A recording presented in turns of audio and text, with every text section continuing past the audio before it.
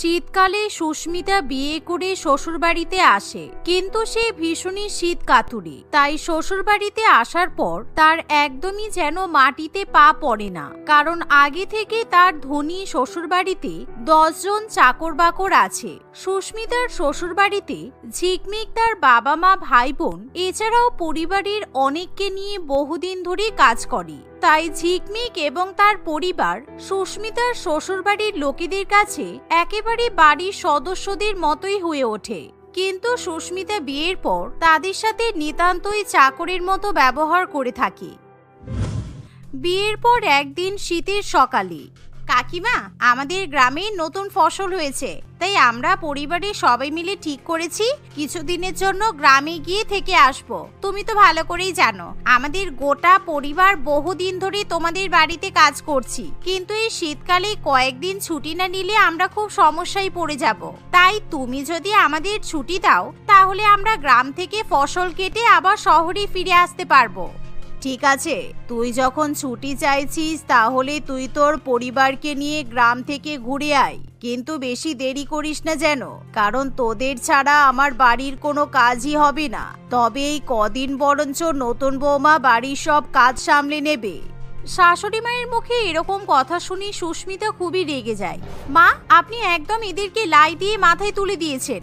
এখন জাকিয়ে শীত পড়ছে, এখন ছুটি নেওয়ার কি দরকার আছে বলুন তো? মাস গেলে মাহিনাটা তো ঠিক বুঝেই নেবে, কিন্তু শীতকালে যদি কাজ করতে না পারি তাহলে এদেরকে কাজে রেখে তো কোনো লাভ নেই। এই শীতের মধ্যে ঘরবাড়ি ঝাড়ু দেওয়া, বাসন মাজা, জামা কাপড় কাচা, রান্না বান্না করা, এত কাজ আমি করতে পারবো না। আর এরা যদি ছুটি নেয় তাহলে এদেরকে সারা জীবনের জন্য ছুটি দিয়ে দিন, আমি অন্য চাকর বাকর দেখে নেব। কি বলছোটা কি বৌমা? তোমার আর শুভমের বিয়ের যাবতীয় কাজ এই 10 জন মিলেই করেছে, না হলে এই ঠান্ডার মধ্যে আমি একা কিছু করতেই পারতাম না। এমনিতেই আমার আত্মীয় স্বজনের অভাব আছে, তুমি ওদেরকে এভাবে কথা শুনিও না। ওরা সারা বছর কোনো ছুটি নেয় না, তাই এই কদিন তো ছুটি নিতেই পারে। আমি এখন এই বাড়ির বউ, তাই আমি যা বলবো সেটাই হবে। ওরা কোনো ছুটি নিতে পারবে না, আর ছুটি যদি নেয় তাহলে কিন্তু এখানে আর ফিরে আসতে হবে না, অন্য জায়গায় ওরা কাজ খুঁজে নেবে। ঠিক আছে বৌদি, আমরা ছুটি নেব না, তুমি চিন্তা করো না, তোমার এই শীতের মধ্যে কোনো রকম অসুবিধা হবে না। ঝিকমিকের এমন কথা শুনে সুস্মিতা খুবই খুশি হয়। সুস্মিতা তখনই বিছানার উপর বসে আরাম করতে শুরু করে, কিন্তু তখন তার ভীষণই ঠান্ডা লাগে, কারণ তার ঘরের হিটারগুলো বন্ধ হয়ে পড়ে থাকে। উফ বাবারে, কি ঠান্ডা লাগছে! ঘরের হিটারগুলো এখনই বন্ধ হয়ে যেতে হলো। ওরে বাবারে, কি শীত! এই ঝিকমিক, কোথায় গেলে? তাড়াতাড়ি ঘরে এসো তো। সেই সময় ঝিকমিক তার মা এবং বোনকে নিয়ে রান্নাঘরে রান্না বান্না করতে ব্যস্ত থাকে, কিন্তু সুস্মিতা যখন তাকে ডাক দেয় তখনই ঝিকমিক তাড়াতাড়ি করে সুস্মিতার ঘরে যায়। সে দেখে যে সুস্মিতা কম্বলের তলায় বসে আছে। কি হয়েছে বৌদি, তুমি ডাকছো কেন? আমি তোমার জন্য শীতকাল স্পেশাল স্যুপ তৈরি করছিলাম। সেসব পরে হবে, তুমি আগে রুম হিটারগুলো চালিয়ে দাও তো, আমার খুব ঠান্ডা লাগছে। ওরে বাবারে, হিটারগুলো মনে হয় খারাপ হয়ে গেল, না হলে মাঝে মধ্যেই তো এরকম বন্ধ হয়ে যায়। সুস্মিতা এই কথা বললে ঝিকমিক একেবারে অবাক হয়ে যায়, কারণ সুস্মিতার পাশেই রুম হিটারের সুইচ থাকে। তবুও সে কম্বলের তলা থেকে হাত বার করে রুম হিটার চালাতে চায় না, কারণ সে মনে করে যেহেতু বাড়িতে 10টা চাকর বাকর আছে, তাই সে চাকরদেরকে দিয়েই সমস্ত কাজ করাবে। ঝিকমিকও কোনো কথা না বলে রুম হিটার চালিয়ে দেয় এবং আবার রান্নাঘরে রান্না করতে চলে যায়।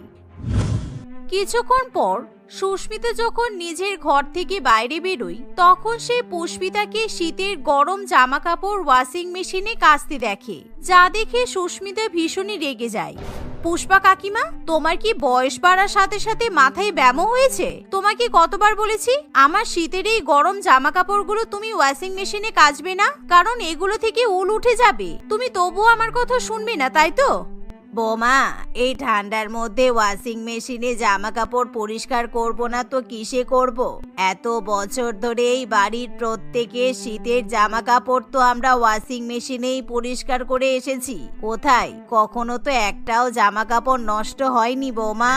ওদের জামা কাপড় সোয়েটার নষ্ট হয়নি বলে আমারটাও হবে না, তার কোনো মানে নেই। আমার বাবা বিদেশ থেকে এই সোয়েটারগুলো আমাকে কিনে দিয়েছে, তাই এগুলো নষ্ট হয়ে যাবে। তুমি হাত দিয়ে পরিষ্কার করে সোয়েটারগুলো ধুয়ে দাও। সুস্মিতা এই কথা বললে পুষ্পা কাকিমার খুবই খারাপ লাগে। ঠিক এমন সময় সেখানে ঝিকমিক চলে আসে। বৌদি, তুমি আমার মায়ের সাথে এরকম ভাবে খারাপ ব্যবহার করো না। এই শীতকালে মায়ের শরীরটা ভালো নয়, মায়ের সবসময় জ্বর হচ্ছে, তাই তোমার সোয়েটারগুলো বরং আমাকে দাও, আমি হাত দিয়ে পরিষ্কার করে দিচ্ছি। ওহ বাবারে, এই পরিবারটাকে কাজে রাখাই বেকার। একে কথা বললে ও বাঁচাতে আসে, ওকে কথা বললে ও দৌড়ে চলে আসে। অসহ্যকর একেবারে। এর থেকে প্রফেশনাল চাকর রাখলে বোধহয় ভালো হতো। এই শোনো, আমি যাকে যা কাজ করতে বলেছি সে তাই করবে। তোমার মা জামা কাপড় ধুয়ে দেবে আর তুমি আমার গায়ে হাতে পায়ে তেল মালিশ করে দেবে, কারণ এই শীতের মধ্যে আমার হাত পা গুলো খুব টানছে। সুস্মিতা এই কথা বলে ঝিকমিককে চুপ করিয়ে দেয়। তাই ঝিকমিকের কিছু করার থাকে না। এই শীতের মধ্যে কষ্ট করি সুস্মিতার মা সোয়েটার গুলো কাচতে শুরু করে। অন্যদিকে ঝিকমিক সুস্মিতার গায়ে হাতে পায়ে তেল মাখিয়ে দেয়।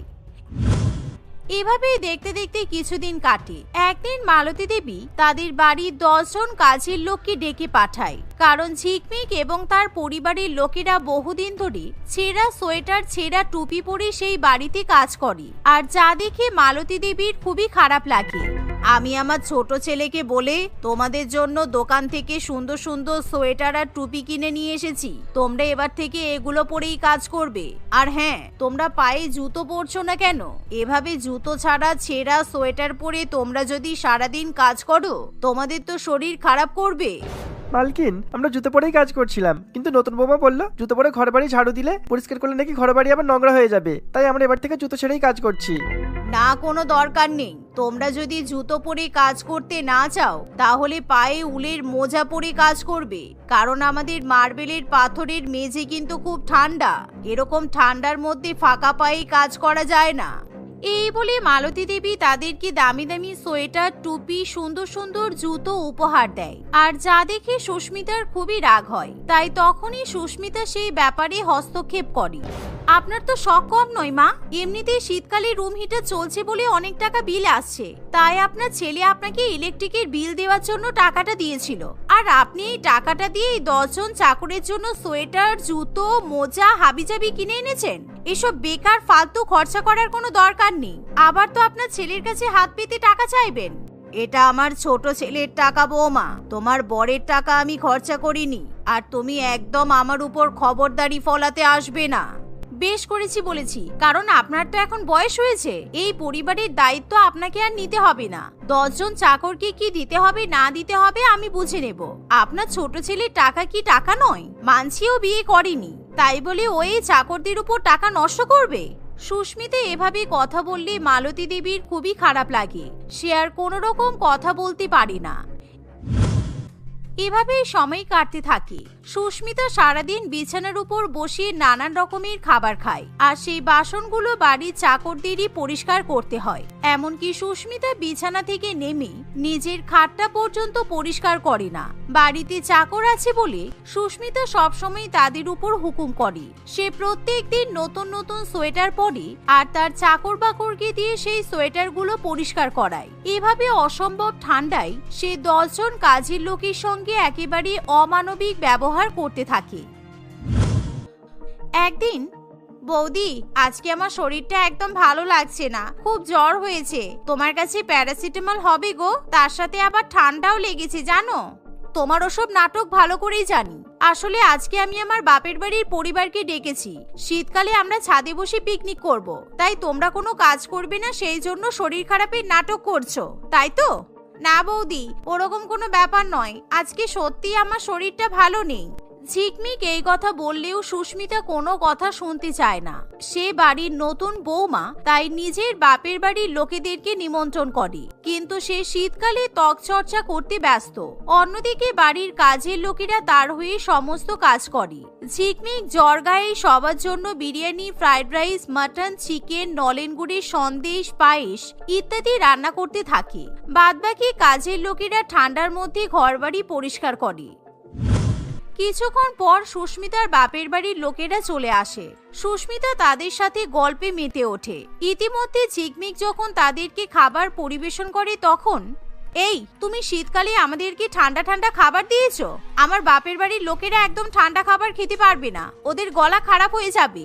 একেই ঠান্ডা, তার উপর এরকম জলের মতো খাবার মোটেই খাওয়া যায় না। যাও, প্রত্যেকটা খাবার ভালো করে গরম করে নিয়ে এসো, যেন খাবারগুলো থেকে ধোঁয়া ওঠে। বৌদি, তুমি ওদেরকে আর একটা কথা বলবে না। তুমি এখন ওদের জন্য আমাকে কথা শোনাবে? মা, তুমি আমার বিয়ে দেওয়ার জন্য পাগল করে দিচ্ছিলে না? তুমি বলছিলে যে এই শীতের মধ্যেই যেন আমি বাড়িতে বউ নিয়ে আসি। ঠিক আছে, তাই হবে। আমি বহুদিন ধরেই ঝিকমিককে পছন্দ করি, কিন্তু সমাজের ভয়ে বলতে পারিনি। আজকে আমার আর কোনো ভয় নেই। আমি এই শীতকালেই ঝিকমিককে বিয়ে করব, আর ওর পরিবারকে সারা জীবনের মতো আমাদের বাড়িতে আশ্রয় দেবো। কুমার এই কথা বললে মালতী দেবী খুবই খুশি হয়, কিন্তু সুস্মিতা এবং শুভম কিছুতেই মেনে নিতে পারে না। তুমি এত ভালো চাকরি করো, মাস গেলে লক্ষ লক্ষ টাকা রোজগার করো, আর শেষ পর্যন্ত তুমি একটা চাকরানিকে বিয়ে করবে? তুমি আমাদের পরিবারের মান সম্মান ডুবিয়ে দেবে দেখছি। তুমি বাড়িতে বড় বউ হয়ে আসার পর এমনিতেই আমাদের বাড়ির মান সম্মান ডুবে গেছে। কারণ প্রত্যেকবার শীতকালে আমরা সবাই মিলে একসাথে আনন্দ করি, পিকনিক করতে যাই, ভালো মন্দ খাবার খাই। কিন্তু তুমি আসার পর থেকে সমস্ত আনন্দ চলে গেছে। কেননা তুমি তো সারাক্ষণ চাকরদের উপর অত্যাচার করতে ব্যস্ত থাকো। তাই আমি এই ডিসিশনটা নিয়েছি। কুমারের কথা শুনে সুস্মিতা একেবারে চুপ করে যায়। দেখতে দেখতে কিছুদিনের মধ্যে ঝিকমিকের সাথে কুমারের ধুমধাম করে বিয়ে হয়, যা দেখে সুস্মিতা হিংসায় জ্বলে ওঠে। কিন্তু সে চাইলেও আর কিছু করতে পারে না। ঝিকমিক এখন সেই বাড়ির ছোট বউ, তাই সুস্মিতা কোনো মতে ঝিকমিক এবং তার পরিবারের সাথে খারাপ ব্যবহার করতে পারে না। তাই ধীরে ধীরে সুস্মিতা নিজেকে পরিবর্তন করে নেয়। এখন সে সবার সাথে মিলেমিশে সুখে শান্তিতে সংসার করে।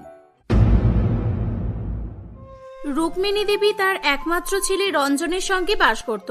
রঞ্জনের বিয়ে নিয়ে তার মা সবসময় খুবই চিন্তায় থাকত, কারণ রঞ্জন দেখতে খুবই কালো হওয়ার পাশাপাশি তার আর্থিক ইনকাম খুবই কম ছিল। তাই জন্য যে কোনো মেয়ে তাকে দেখে রিজেক্ট করে দিত। তাই রুক্মিণী দেবী তার ছেলের ভবিষ্যৎ নিয়ে খুবই চিন্তা করত। এমনই একদিন রঞ্জন তার মায়ের সঙ্গে সাগরিকা নামে একটি মেয়েকে দেখতে যায়। মেয়ে পক্ষ রঞ্জনের গায়ের রং দেখে মুখ বিকৃত করে বলে, ওরে বাবা, আপনার ছেলে তো ভীষণ কালো। মাসে কত টাকা ইনকাম করে আপনার ছেলে? আমার ছেলে মাসে 20,000 টাকা ইনকাম করে। হ্যাঁ, আসলে আমার ছেলের গায়ের রংটা একটু চাপা। একটু চাপা নয়, অনেক বেশি চাপা। মাত্র 20,000 টাকা ইনকাম করে, তাও আবার গায়ের রং এত কালো। ইনকামটা বেশি হলে ভেবে দেখা যেত। তোমাকে আমি কেন, কোনো মেয়েই বিয়ে করবে না। কালো ছেলেরা সুন্দরী বউ পায় তারাই, যাদের ইনকাম বেশি থাকে। এ কি, তুমি আমার ছেলেকে অপমান করছো কেন? বাড়িতে ডেকে শুধু শুধু অপমান করার কোনো মানে হয় না। চল বাবা, বাড়ি চল।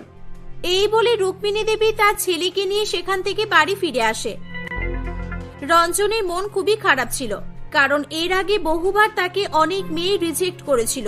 সে মনে মনে এবার ঠিক করে নেয় যে সে আর বিয়েই করবে না। সন্ধেবেলা মন ভালো করার জন্য রঞ্জন তার কিছু বন্ধুদের সঙ্গে আড্ডা মারতে চলে যায়, কিন্তু সেখানেও তার বন্ধুরা তাকে নিয়ে মজা করতে শুরু করে। ভাই, সামনের মাসে আমার বিয়ে ঠিক হয়ে গেল। তোদের বৌদি দেখতে খুব সুন্দর আর খুবই শিক্ষিত। আমি এমন বউ আনবো না, এই এলাকার সবাই তাকিয়ে দেখবে, দেখে নিস। কনগ্রাচুলেশন ভাই, শুনে খুব খুশি হলাম। তুই শুনে খুশি হয়েছিস বলে আমার তো মনে হচ্ছে না। আমরা সবাই সুন্দরী বউ আনবো, কিন্তু তুই তো বউই আনতে পারবি না। তুই যা দেখতে কালো, তোর কপালে বউ নেই ভাই। এই জীবনটা বউকে ছাড়াই তোকে কাটাতে হবে। হ্যাঁ, আর আমি বিয়ে করতেও চাই না। আমি দেখতে কালো, আমি খারাপ, ঠিক আছে। তোরা দেখতে ভালো তো, একটা কেন 5-5টা বিয়ে কর না, আমার কোনো অসুবিধা নেই। আমরা দেখতে চাই হ্যান্ডসাম, আমরা চাইলেই 5-5টা বিয়ে করতে পারবো, কিন্তু তুই একটা বউ জুটিয়ে দেখা অন্তত। পারবি না, কখনোই পারবি না, আমরা চ্যালেঞ্জ করছি। এভাবেই রঞ্জনের বন্ধুরা তাকে সবাই মিলে অপমান করতে থাকে। রঞ্জন মন খারাপ করে সেখান থেকে বাড়ি ফিরে আসে। রঞ্জন খুবই ডিপ্রেশনে চলে যায়। সে যেখানে যায় তার আত্মীয় স্বজন কিংবা বন্ধু বান্ধব তাকে নিয়ে মজা করে, তাই তার কাছে তার জীবনটা একটা অভিশাপ স্বরূপ হয়ে উঠেছিল। রঞ্জন তার বন্ধু বান্ধব এবং আত্মীয় স্বজনের সঙ্গে সম্পর্ক রাখা বন্ধ করে দেয়। সে তার মাকেও মেয়ে দেখতে বারণ করে দেয়। দেখতে দেখতে বেশ কয়েক মাস কেটে যায়। একদিন রঞ্জন তার অফিসের এক কলিগের বিয়ের নেমন্তন্ন পায়। মা, আমি আমার কলিগ তুহিনের বিয়েতে যাচ্ছি। ওর বিয়েটা ওদের গ্রামের বাড়িতেই হবে। আমি ওদের ওখানে 4-5 দিন থাকবো, তুমি সাবধানে থেকো। এই বলে রঞ্জন বাড়ি থেকে বেরিয়ে পড়ে। রঞ্জন তার কলিগের দেওয়া অ্যাড্রেস অনুযায়ী পৌঁছে যায়, কিন্তু সেখানে গিয়ে রঞ্জন অবাক হয়ে যায়। সেখানে বিয়ে বাড়ির কোনো রকমের আয়োজনই সে দেখতে পায় না, আর নাইবা কোনো লোকজনকে সে দেখতে পায়। হ্যালো তুহিন, তোমরা সবাই কোথায় আছো? আমি তো তোমার দেওয়া অ্যাড্রেসে পৌঁছে গেছি, কিন্তু এখানে তো কাউকে দেখতে পাচ্ছি না। সবকিছু তো ফাঁকা। হ্যালো হ্যালো, হ্যাঁ হ্যালো। ঠিক তখনই কয়েকটা গুন্ডা টাইপ লম্বা চওড়া ব্যক্তি এসে রঞ্জনকে ধরে ফেলে। তারা রঞ্জনকে দড়ি দিয়ে বাঁধে। রঞ্জন খুবই ভয় পেয়ে যায়। আরে আরে, তোমরা আমার সাথে করছোটা কি? তোমরা আমাকে দড়ি দিয়ে বাঁধলে কেন? কি করেছি আমি তোমাদের? তুই কিচ্ছু করিসনি, আমরা তোর বিয়ে দেবো বলে তোকে বেঁধেছি। চল আমাদের সঙ্গে, আজকে আমরা তোর বিয়ে দেব। আমার বিয়ে? তোমাদের কিছু একটা ভুল হচ্ছে। আমি তো এখানে আমার বন্ধু তুহিনের বিয়েতে এসেছিলাম। তোমরা আমাকে কার সঙ্গে বিয়ে দেবে বলছো? রঞ্জনের কোনো প্রশ্নের উত্তর তারা দেয় না। তারা সবাই মিলে জোর করে ধরে বেঁধে রঞ্জনকে একটা বাড়িতে নিয়ে আসে, যেখানে রঞ্জন খুবই ভয়ঙ্কর দেখতে একটি মহিলাকে দেখতে পায়। সেই মহিলার পাশে 5টি সুন্দরী যুবতী মেয়ে বসেছিল। 5টা মেয়ে ভীষণ পরিমাণে কান্নাকাটি করছিল। রঞ্জন কিছু বুঝতেই পারছিল না যে তার সাথে কি হতে চলেছে। মা, এই ছেলেটাকে আমরা ধরে এনেছি এখানে। তুহিন আমাদের হাত থেকে পালিয়ে গেছে, ওকে আমরা ধরতে পারিনি। কিন্তু এই ছেলেটা এখানে এসেছিল, তাই আমরা একেই ধরে নিয়ে চলে এসেছি। ছেলে যেই হোক না কেন, আমাদের তো কিচ্ছু যায় আসে না। আমার 5টা সৎ বোনের সঙ্গে এই ছেলেটার বিয়ে দিয়ে দাও, আমাদের মাথা থেকে বোঝা নেমে যাবে। এটা শুনে রঞ্জন অবাক হয়ে যায়। এ কি, আপনাদের কি মাথা খারাপ হয়ে গেছে নাকি? আপনারা আপনাদের 5 মেয়ের সঙ্গে আমার বিয়ে দেবেন বলছেন কেন? এমনিতেই আমার বিয়ে হচ্ছে না। আপনারা আমার বিয়ে দিচ্ছেন, আমি খুশি হয়েছি, কিন্তু আমি একটা বিয়ে করতে পারবো। দয়া করে 5 জনের সঙ্গে আমার বিয়ে দেবেন না। আমার আর্থিক ইনকাম খুব কম, আমি 5 জনকে সুখে রাখতে পারবো না। তোর আর্থিক ইনকাম কম আর আমাদেরও আর্থিক ইনকাম কম। আমাদেরও অত টাকা নেই যে আমরা আমাদের 5 মেয়েকে আলাদা আলাদা করে 5 জনের সঙ্গে বিয়ে দেব। এমনিও এই 5 সৎ মেয়ে আমার জীবনটা তছনছ করে দিল। এদেরকে আমি বাড়ি থেকে বিদায় করতে চাই। আর কোনো কথা হবে না। একে বিয়ের জন্য প্রস্তুত করো। না না, এমন করবেন না দয়া করে। আমি 5 জনকে কিভাবে বিয়ে করব? আপনারা একজনের সঙ্গে আমার বিয়ে দিন, আমি কথা দিচ্ছি আমি তাকে সুখে রাখবো। 5 জনকে বিয়ে করলে এরা তো না খেতে পেয়েই মারা যাবে। এমনিও এর এখানে থেকে কিছু খেতে পায় না। আর তুমি এদের বিয়ে করার পর মেরে ফেলবে, কেটে ফেলবে, সেটা তোমার ব্যাপার, আমার কিচ্ছু যায় আসে না। এই ছেলে, বেশি কথা বলিস না। বাংলায় বলছি, বুঝতে পারছিস না? এই দেখ, এই ছুরিটা দেখেছিস তো? আমাদের কথা না শুনলে এই ছুরিটা তোর পেটের মধ্যে ঢুকে যাবে। বল, 5টা বউকে নিয়ে বাড়িতে ফিরবি নাকি একটাও বিয়ে না করে অবিবাহিত অবস্থায় উপরওয়ালার কাছে যাবি? বল বল, তাড়াতাড়ি বল। না না, আমাকে মেরো না। আমি এদের 5 জনকে বিয়ে করার জন্য প্রস্তুত, তবে আমি এদের কোনো দায়িত্ব নিতে পারবো না। আমার অত ক্ষমতা নেই যে আমি 5টা বউকে খাওয়াতে পারবো। এই, কে কোথায় আছিস? তাড়াতাড়ি আয়, ঝটপট হাত চালা তোরা, আজকে আপদ বিদায় হবে বাড়ি থেকে। রূপালী দেবীর 5 সৎ মেয়ে তখনও পর্যন্ত কেঁদেই চলেছিল। তারা কিছু বলতে চাইছিল, কিন্তু বলার সাহস পাচ্ছিল না। তাদেরকে দেখে মনে হচ্ছিল তারা প্রচুর পরিমাণে ভয় পাচ্ছে। রঞ্জনের কাছে কোনো উপায় ছিল না। সে নিজের প্রাণ বাঁচানোর জন্য মনিকা, কবিতা, পিয়ালি, অহনা এবং সাগরিকাকে বিয়ে করে। বিয়ের পর রঞ্জন তার 5 বউকে নিয়ে বাড়ির দিকে রওনা দেয়। তার 5 বউ লাল রঙের বেনারসি শাড়ি পরে বউ সেজে রঞ্জনের সঙ্গে রাস্তা দিয়ে হেঁটে যাচ্ছিল তখন রাস্তার সকলেই তাদের দিকে অবাক দৃষ্টিতে তাকিয়েছিল। তাদেরকে দেখে অনেকেই নানান রকম মন্তব্যও করছিল। একজন তো রঞ্জনের কাছে এসে জিজ্ঞাসা করে, এই যে দাদা, একটা প্রশ্ন ছিল। বলছি কি, মাসে কত লাখ টাকা ইনকাম করেন বলুন তো? কেন বলুন তো? আপনি জেনে কি করবেন? আমি তো আপনাকে চিনি পর্যন্ত না। আপনি আমাকে আমার ইনকামের কথা জিজ্ঞাসা করছেন কেন? আর আমার ইনকাম মাত্র 20,000 টাকা। মিথ্যা কথা বলবেন না দাদা। আপনার ইনকাম যদি মাত্র 20,000 টাকা হতো, তাহলে আপনার সঙ্গে এই 5-5টা সুন্দরী বউ থাকতো না। এরকম সুন্দরী একটা বউ পেতে গেলেই মানুষকে এখন কত কষ্ট করতে হচ্ছে। আপনি নিশ্চয়ই সরকারি চাকরি করেন, তাই না? তা না হলে 5-5টা বউ কিভাবে সম্ভব? আমার জায়গায় যদি থাকতেন তাহলে বুঝতে পারতেন যে কতটা চাপে পড়ে আমি বিয়েটা করেছি। সরুন এখান থেকে, যেতে দিন আমাদের। রঞ্জন অনিচ্ছা সত্ত্বেও তার 5 বউকে নিয়ে বাড়িতে ফিরে আসে। রুক্মিণী দেবী তার ছেলের সঙ্গে 5টা নতুন বউকে দেখে অবাক হয়ে যায়। এ কি রঞ্জন, তুই এতগুলো মেয়েকে কোথা থেকে নিয়ে এলি? তুই তো তোর বন্ধুর বিয়েতে গিয়েছিলি। এরা কারা? মা, এরা 5 জনই আমার বউ। আমি এদের 5 জনকে বিয়ে করেছি। এটা শুনে রুক্মিণী দেবী আকাশ থেকে পড়ে। রঞ্জন তার মাকে সব ঘটনা খুলে বলে। সবকিছু শোনার পর রুক্মিণী দেবীও খুব চিন্তায় পড়ে। রঞ্জন বাধ্য হয়ে বিয়েটা করেছিল, তাই সে কিছুতেই তার 5 বউকে মেনে নিতে পারছিল না। মা, যে যাই বলুক না কেন, আমার পক্ষে 5টা মহিলার সঙ্গে থাকা সম্ভব না। আমি কিছুতেই এটা মেনে নিতে পারবো না। আমি আমার প্রাণ বাঁচানোর জন্য বিয়েটা করেছি। এদেরকে বলো যার যেখানে ইচ্ছা শুয়ে পড়তে, আমি আমার রুমে একাই ঘুমাবো। এই বলে রঞ্জন সেখান থেকে চলে যায়। রঞ্জনের কথা শুনে 5 বোনেরই মন খুব খারাপ হয়ে যায়। রুক্মিণী দেবীও মুখ ঘুরিয়ে সেখান থেকে চলে যায়। আমাদের জন্য রঞ্জনের জীবনটা শেষ হয়ে গেল। সারা জীবন আমরা কষ্ট পেয়েছি। ভেবেছিলাম বিয়ের পর উপরওয়ালা হয়তো আমাদের কপালে সুখ দেবে, কিন্তু আমাদের সৎ ভাই আর সৎ মা আমাদের সঙ্গে খুব খারাপ করলো। আমাদেরকে বিয়ে দিয়েছে ঠিকই, কিন্তু একজনের সঙ্গেই বিয়ে দিল। হ্যাঁ, আমরা 5 বোন একে অপরের সতীন হয়ে গেছি। আমরা 5 জন কোনোদিনই সুখে থাকতে পারবো না। এর চেয়ে ভালো আমরা মরে কেন গেলাম না? রঞ্জনের কোনো দোষ নেই। রঞ্জন শুধু শুধু আমাদের জন্য ফেঁসে গেল। আমরা 5 বোন একটা বরের সঙ্গে কিভাবে জীবন কাটাবো? আমাদেরও তো কিছু করার উপায় ছিল না। আমরা তো বাড়ি থেকে পালিয়ে যাওয়ারও চেষ্টা করেছিলাম, কিন্তু আমাদের সৎ মা আমাদেরকেও তো প্রাণে মেরে ফেলার ভয় দেখিয়েছিল। রুক্মিণী দেবী তাদের 5 বোনের কথা লুকিয়ে লুকিয়ে শুনছিল। তাদের 5 বোনের কথা শুনে রুক্মিণী দেবীর খুবই মায়া হয়। সে তাদের জন্য খাবার বানিয়ে নিয়ে আসে। এই নাও, আমি তোমাদের জন্য খাবার বানিয়ে নিয়ে এসেছি, তোমরা সবাই খেয়ে নাও। রুক্মিণী দেবীর কথা শুনে 5 বোন হাউ হাউ করে কেঁদে ওঠে। আপনি আমাদের জন্য খাবার বানিয়ে এনেছেন? আমাদের জন্য আজ পর্যন্ত কেউ এত চিন্তা করেনি। আপনি খুবই ভালো মানুষ। আমাদের ক্ষমা করে দিন, আমরা ইচ্ছে করে কিচ্ছু করিনি। রঞ্জন যেমন নিজের প্রাণ বাঁচানোর জন্য এমন করেছে, আমাদেরও ঠিক একই রকমের অবস্থা। হ্যাঁ, আমি সবটাই বুঝতে পারছি। তোমাদের চিন্তা করার কোনো কারণ নেই। তোমরা তো আমার মেয়ের মতোই। আমি আমার ছেলের জীবন যেমন নষ্ট করতে দিতে পারবো না, তেমনি আমি তোমাদের জীবনও নষ্ট হতে দেব না। রুক্মিণী দেবী তার 5 বৌমাকে পেট ভরে খাবার খাওয়ায়।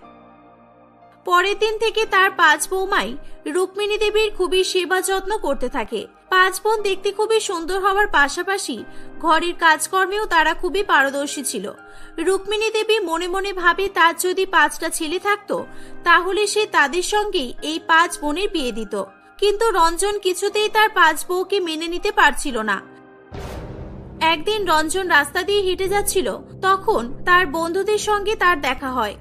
কিরে ভাই, তোর তো লটারি লেগে গেছে। সবার টাকার লটারি লাগে, আর তোর তো বউয়ের লটারি লেগেছে রে। আমরা তো ভেবেছিলাম তুই এই মুখ নিয়ে একটা বউকেও জোটাতে পারবি না। তুই তো আমাদের থেকে উপরে পৌঁছে গেছিস, একেবারে 5টা বউ। কি করে করলি রে ভাই? নিশ্চয়ই বড়সড় ধরনের চাল চলেছিস। আমার তো মনে হচ্ছে নিশ্চয়ই জাদু টোনা করেছে, না হলে এরকম সুন্দরী দেখতে মেয়েরা কখনোই আমাদের কালুকে বিয়ে করতো না। রঞ্জন তার বন্ধুদের কোনো কথার উত্তর না দিয়ে বাড়ি ফিরে আসে। সে বাড়িতে এসে বলে, মা, এদেরকে বাড়ি থেকে বের করো। আমি আমার বাড়িতে এদের আর এক মুহূর্ত রাখবো না। যেখানেই যাচ্ছি শুধু 5টা বইয়ের জন্য লোকে আমাকে কথা শোনাচ্ছে। আমার মান সম্মান শেষ হয়ে গেল। আর এই যে, আমি তোমাদের মধ্যে যে কোনো একজনকে বাড়িতে রাখতে পারবো, আর বাকি কারা 4জন বাড়ি থেকে বেরিয়ে যাবে তোমরাই ঠিক করো। রঞ্জনের কথা শুনে 5 বোন কান্নাকাটি শুরু করে। রঞ্জন, তুই মাথা ঠান্ডা কর বাবা। আমি সমস্যার সমাধান খুঁজে বের করে ফেলেছি। আমার এক দূর সম্পর্কের দাদার 4টে ছেলে আছে। সে আজকেই আমাদের বাড়িতে এসেছিল। আমি তাকে সব ঘটনা খুলে বলেছি। আমার দাদা কবিতা, পিয়ালি, অহনা আর সাগরিকাকে ওর ছেলেদের সঙ্গে বিয়ে দেওয়ার জন্য রাজি হয়ে গেছে। মনিকা এদের মধ্যে বড়। মনিকার সঙ্গে আমি আবার নতুন করে তোর বিয়ে দেব, আর এই বাকি 4 বোনেরও আমি আবার বিয়ে দেব। এই কথা শুনে রঞ্জন খুবই খুশি হয়। রুক্মিণী দেবী মনিকা 4 বোনকে নিজের মেয়ে মনে করে তাদের অন্য জায়গায় বিয়ে দিয়ে পুণ্যের কাজ করে। নতুন করে রঞ্জনের সঙ্গে মনিকার আবার বিয়ে দেওয়া হয়। বিয়ের পর সবাই নিজের নিজের জীবন সঙ্গীর সঙ্গে হাসি খুশি জীবন কাটাতে থাকে।